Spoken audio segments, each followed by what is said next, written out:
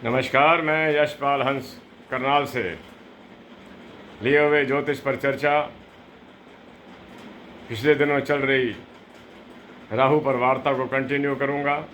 आशा है आप प्रसन्न होंगे, आपके घर में धन और ऐश्वर्य होगा, संतानें आज्ञा में होंगी और घर में प्रेम और सौहार्द का वातावरण बना हुआ होगा। इन्हीं आशाओं और अपेक्षाओं के साथ और माता सरस्वती का आपको आशीर्वाद पहुंचाते हुए मैं आज की वार्ता को शुरू करता हूं। आज की वार्ता मेरी कोशिश होती है कि 10 मिनट में ख़त्म हो जाए, कई बार थोड़ी सी लंबी हो जाती है। मैं आज प्रयास करूंगा कि आज की वार्ता 10 मिनट तक सीमित रहे। मैं राहु की स्थितियों के बारे में आज आपको बताऊंगा, क्योंकि यही 2 मैलेफिक प्लैनेट्स हैं हॉरोस्कोप के अंदर, बल्कि 3। सबसे बड़ा प्लैनेट जो मैलेफिक है वो राहु ही है। राहु कष्टों की झड़ी लगाता है, शनि उसका समर्थन करता है और केतु उसको शक्ति देता है। मैं आपको ये बताना चाहता हूँ प्यारे बंधुओं कि एक सबसे बड़ी बात जो आप ध्यान में रखना, जो लोग ज्योतिष को जानते हैं, जो लोग ज्योतिष को कुछ समझते हैं, अपनी कुंडलियों को जगह जगह दिखाते हैं, उनको पता होता है कि मुझे किसकी दशा चल रही है और किसका अंतर चल रहा है। उनको ये भी पता होता है कि इसके बाद कौन सी दशा आनी है, और उसके जैसे राहु के बाद बृहस्पति की दशा आती है। मैं आपको एक छोटी सी बात सुनाता हूँ। मैं एक ऐसे व्यक्ति को जानता हूँ जो मेरे गुरु के समान हैं। इस वक्त 80 साल के हो गए होंगे। मैंने कई बार उनसे बात करी।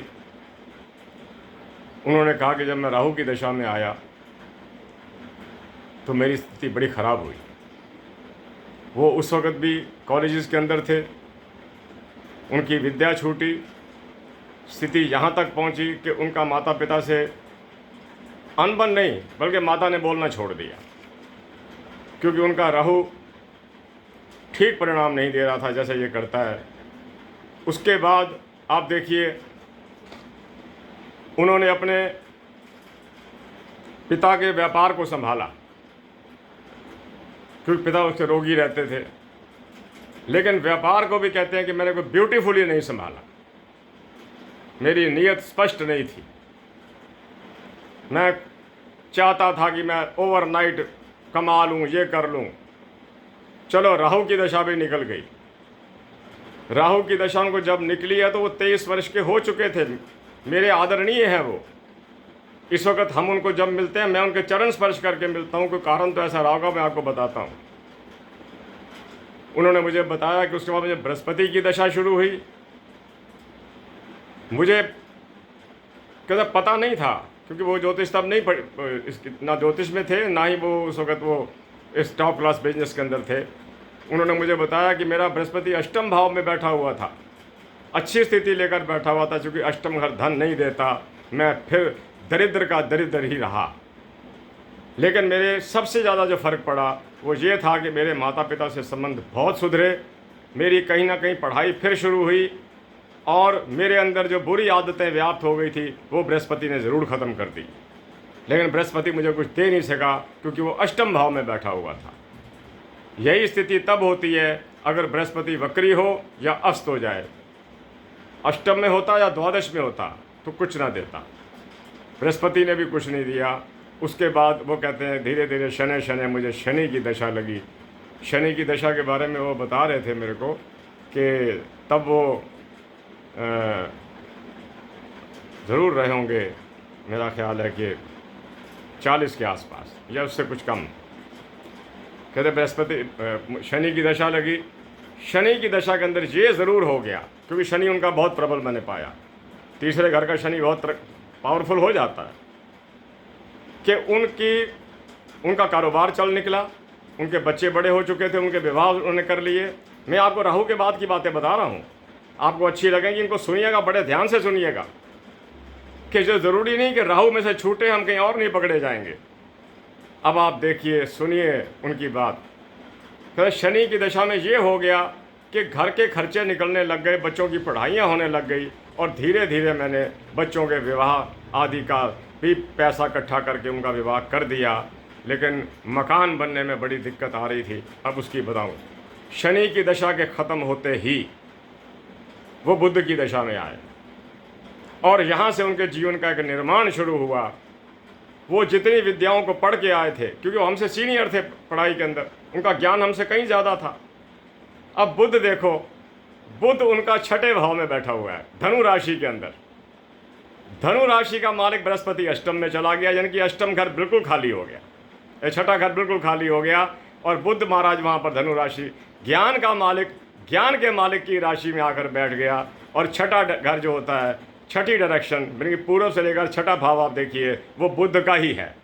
यानी कि कन्या राशि होती या ना होती, लेकिन छठी डायरेक्शन जो कि बुध के पास है, उसका मालिक आते ही उनकी ज़िंदगी में इतना खराब बदलाव आया, इतना बदलाव आया कि वो मंचों के महारथी बने, ज्योतिष की दुनिया के वो हमारे भी गुरु कहलाए। और मैं उनको आज, वो जहाँ भी हैं, मैं उनको प्रणाम करता हूँ। और मेरा आज मन है कि मैं आज उनको फ़ोन पर उनसे बात ज़रूर करूँगा। मैं बता रहा हूँ कि राहु के बाद क्या ग्रह आ रहे हैं, क्या उनकी स्थितियाँ हैं, इस पर भी थोड़ा सा खगाल लेना अपने आप को। और कई बार ऐसे होता है कि राहु के बाद जैसे ही बृहस्पति आता है, बृहस्पति इतनी अच्छी कंडीशन के अंदर होता है, इतनी बढ़िया कंडीशन के अंदर होता है कि वो रातों रात हमारे को माला माल करता चला जाता है। पैसे से मैं नहीं कह रहा, माला माल आदमी सामाजिक तौर पर भी होता है, माला माल धन से भी होता है, माला माल परिवार से भी होता है। हमारी जब ये सारी स्थितियां सुधर रही हों तो समझ लिया जाए कि हमारा ग्रह ठीक चल रहा है। आगे चलता हूँ कि आज मैं दोनों की बात कर रहा हूँ, राहु की भी और शनि की भी।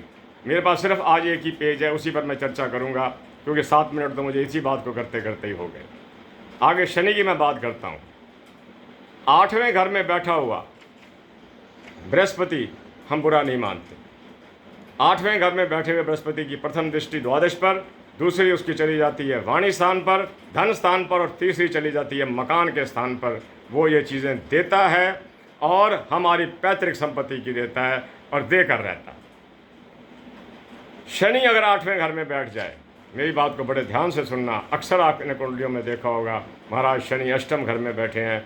अष्टम घर में बैठा हुआ शनि व्यक्ति को दीर्घ आयु तो दे सकता है, लेकिन अब इसके अंदर कमज़ोरियाँ क्या क्या आती हैं कि उम्र लंबी दे देगा, लेकिन उसकी पहली दृष्टि तीसरी दशम भाव कर्म स्थान पर पड़ जाएगी। जिस काम को करेगा सफलता नहीं मिलेगी, और अगर मिलेगी भी सही तो अगर उसने 100% काम किया है तो सफलता 30-40% तक उसके हाथ में आएगी। कर्म स्थान है वो। और उसकी दूसरी दशा कहाँ जाती है, दृष्टि कहाँ जाती है? 7वीं दृष्टि दूसरे स्थान पर। वो वाणी से ज़्यादातर खामोश रहने वाला, अपने रहस्यों को संभाले हुए। हमें तो बुज़ुर्गों ने ये कहा था कि अगर आप अपने रहस्यों को ज़्यादा संभालोगे तो समाधान भी नहीं मिलेंगे। समाधान उसी को मिला करते हैं जो अपने रहस्यों को उजागर करता है कि मेरे में ये कमी है, मुझे कोई समाधान बताइए। कोई ना कोई समाधान आपको बता जाएगा।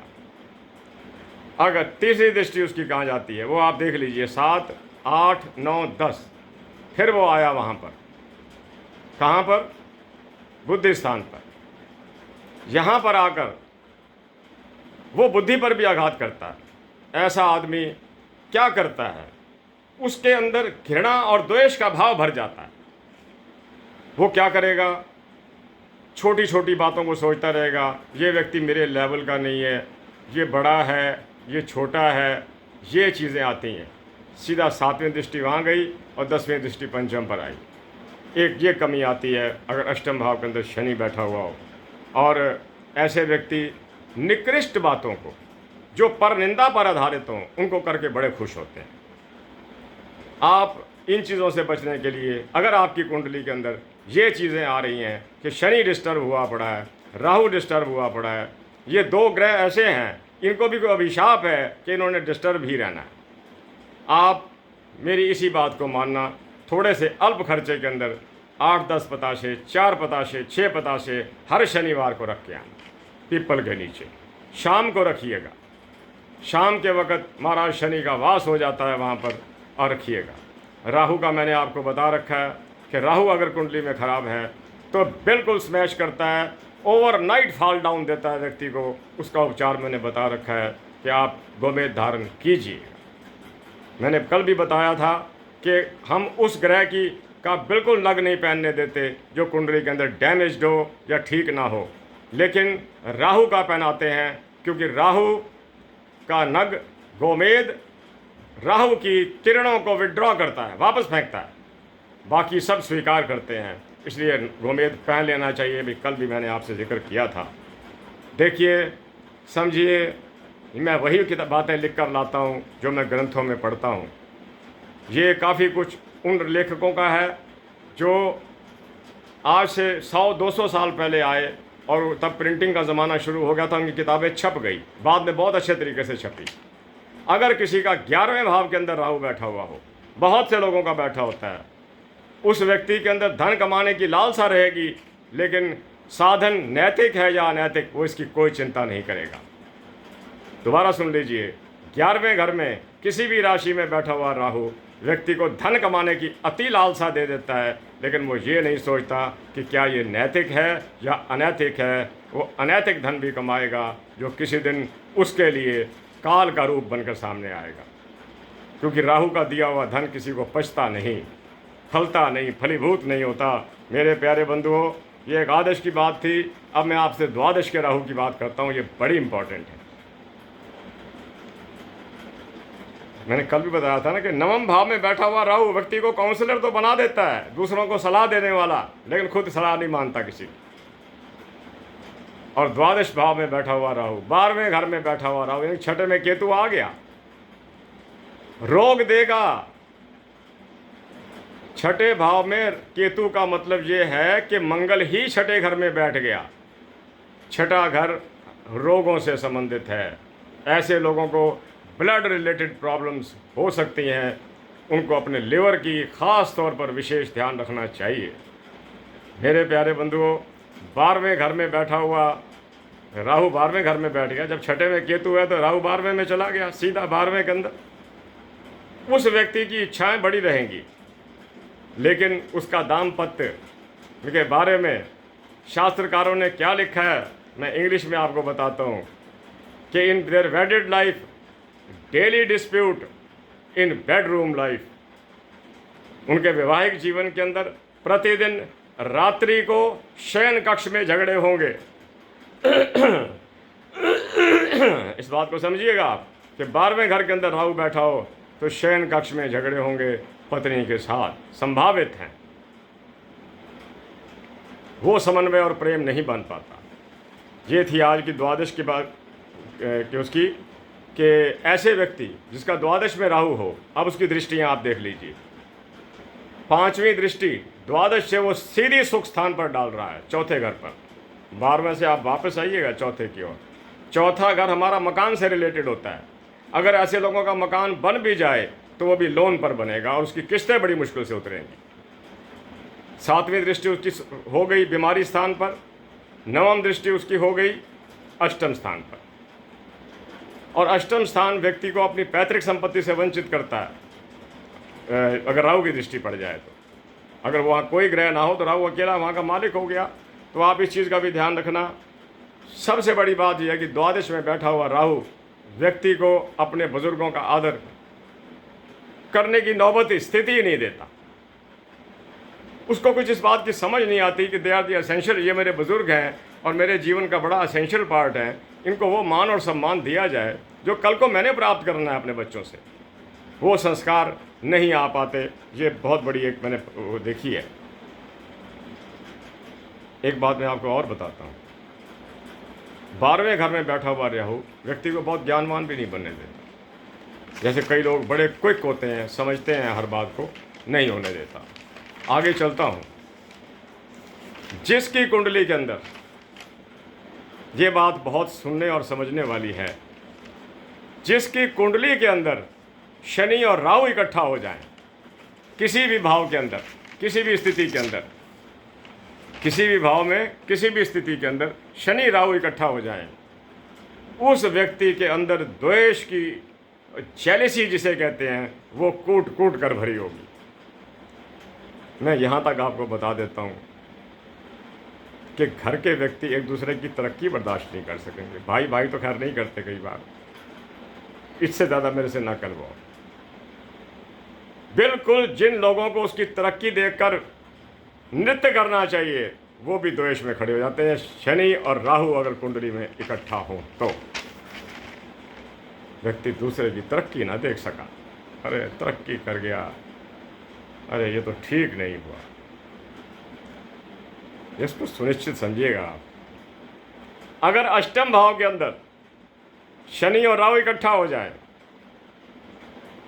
उस व्यक्ति का धन अनैतिक तरीके से कमाया हुआ होगा, लेकिन एक सौभाग्य उसको प्राप्त है, वो कभी सरकारी पिंजरे में पकड़ा नहीं जाएगा, बच जाएगा। अगर 8वें घर के अंदर शनि राहु बैठ गए हैं, तो धन अनैतिक होगा, इलीगल मनी, जैसे मर्जी कमाए, लेकिन सरकारी पिंजरे से बच जाएगा। ये मैं ख़ास तौर पर आपको बताने के लिए लिख कर लाया था। और आज देखो, आज ज़माना कलयुग का है और कलयुग का देवता ही राहु है। अगर राहु सीधा आ गया, मैं कल कह रहा था ना कि 10% लोगों को इसका कोई असर नहीं, उनके संस्कार इतने अच्छे होते हैं, उनकी पढ़ाइयाँ बुलंदी पर पहुँच चुकी होती हैं। अगर किसी को राहु की दशा लगे, वो ऑलरेडी डॉक्टरेट हो, ऑलरेडी को बहुत बड़ा अधिकारी हो, तो उसका क्या होगा? कुछ नहीं हो सकता। हाँ, उसको उसका मेंटल पीस डिस्टर्ब हो सकता है, लेकिन वो अपने काम करता रहेगा। मैं आगे कहता हूँ कि अगर राहु और शनि इकट्ठा हैं, घर के लोग नहीं बर्दाश्त करेंगे एक दूसरे की तरक्की को, और तो किसी ने क्या करना है। ये अनडाउटेबल बात कर रहा हूँ मैं आपके साथ, आजमाई हुई है। 8वें घर में शनि राहु बैठ जाए, अनैतिक मनी सरकारी पिंजरे में नहीं आएगा। आगे चलता हूँ, मैं बताता हूँ। अगर 11वें घर के अंदर, आज मैं दोनों की बात कर रहा हूँ, राहु की भी और शनि की, ताकि आपको दोनों का पता चले कि ये दोनों कलयुग के प्रधान ग्रह हैं। अगर 11वें घर के अंदर राहु बैठकर लगन पर दृष्टि डाल दे, व्यक्ति क्रूर होगा। रोटी उसके हाथ में भी होगी और सामने कोई भूखा बैठा होगा, वो आधी रोटी नहीं दे सकेगा उसको, क्योंकि क्रूरता का सूचक है शनि। मैं मानता हूं कि वो न्यायाधिकारी है, लेकिन वो आदमी को क्रूर भी बना देता है। 11वें घर में राहु शनि बैठा हो, सीधी लगन पर दृष्टि जाएगी और ऐसा व्यक्ति दूसरे भूखे को देखकर देने में बड़ा संकोच करेगा। इससे ज़्यादा मैं और क्या कह सकता हूँ। हाँ, शनि में एक बड़ी भारी क्वालिटी है। शनि किसी की कुंडली के अगर सप्तम भाव में बैठ जाए, दैट इज नॉट बैड। कारण क्या है उसका? हर ग्रह की अपनी एक डायरेक्शन है। जैसे सूर्य की पूर्व है, शनि की पश्चिम है। मंगल चूंकि मकर में उच्च का होता है, उत्तर का मालिक हो गया। चंद्रमा चूंकि कर्क का मालिक है, इसलिए ये कर्क वाली डायरेक्शन का मालिक हो गया। अगर ये यहाँ अपनी डायरेक्शन में बैठते हैं, उच्च से ज़्यादा प्रभाव दे जाते हैं। मैं जो आपको बता रहा था वो बात आप ज़रूर सुनना कि अगर सप्तम में शनि बैठ जाए और किसी और अन्य राहु वगैरह की दृष्टि उस पर ना पड़ी हो, उसको जीवन साथी ठीक मिल जाता। ये मैं आपको आजमाई हुई बातें बताता हूँ, पढ़ी हुई बातें बताता हूँ। मेरे जीवन के 50 वर्ष का जो तजर्बा मेरे साथ जुड़ा हुआ है, वो मुझे बहुत कुछ सिखाता है। मैंने स्वयं भी इस पर वृत्तांत स्वरूप लिखना शुरू कर दिया हुआ काफ़ी मुद्दत से। शायद दुनिया में हम रहें न रहें, लेकिन कुछ ज़्यादा ज़रूर छोड़ कर जाएंगे। अगर मेरे से लिखी गई तो मैं कुछ पुस्तकें लिख डालूँगा। सप्तम का शनि, हाँ, ये ना हो कि सप्तम के शनि पर राहु महाराज दृष्टि डाले बैठे, फिर तो विखंडन का योग बन गया।